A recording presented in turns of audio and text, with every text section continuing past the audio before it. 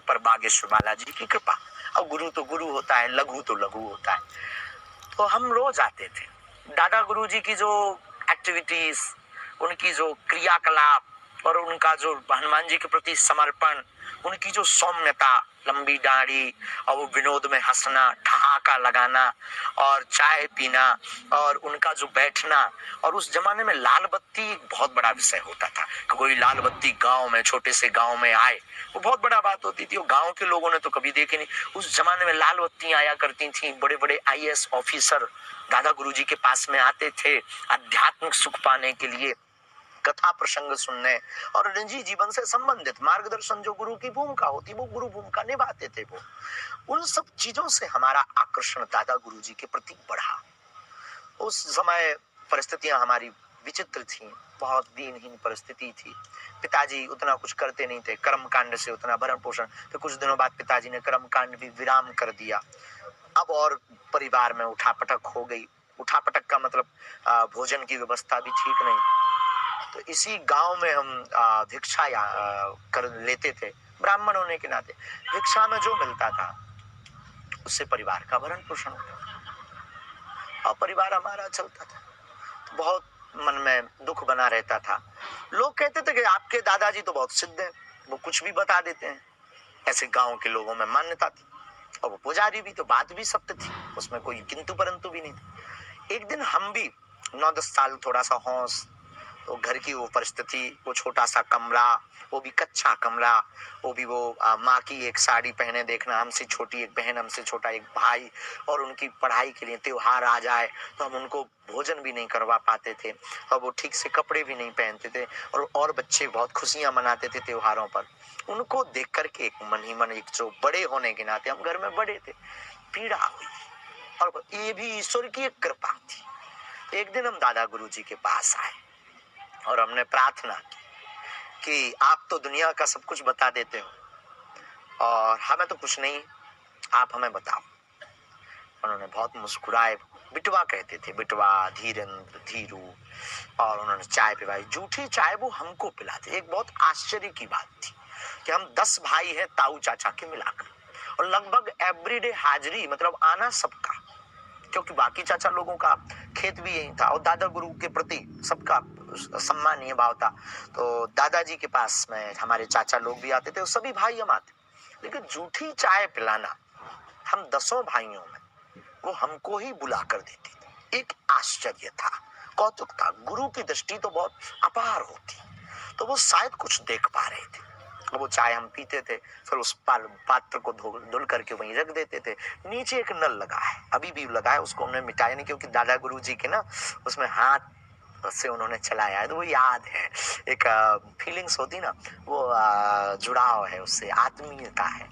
तो दादा गुरुजी हमको चाय पिला, उन्होंने हंस करके कहा ठीक है, रात को आना। हम कहा ठीक है। उन्होंने, हाँ। आपकी आंखें नम हो गई क्यों? तो यादें हैं, बहुत पुरानी यादें हैं। और जहाँ बैठे हैं अब, यहाँ तो मतलब वो सब व्यू सामने ही है, सन्मुख है। और ये तो कोई इसको कहीं बाहर बैठ करके ये बात करते तो शायद अलग, पर यहाँ तो एकदम स्पष्ट ही है सब। बस रात को गए, उन्होंने फिर सूत्र दिया, बाहें पकड़ी हमारी, बालाजी से उन्होंने जीवन भर के लिए हमें जोड़ा। बोले इससे बड़ी संपत्ति कुछ भी नहीं। ठीक। और एक लीला दिखाई। लीला मतलब एक बहुत तेज सा प्रकाश सा हुआ, जो आज तक टीवी पे बताने का विषय नहीं, साधक का अनुभव का विषय होता है।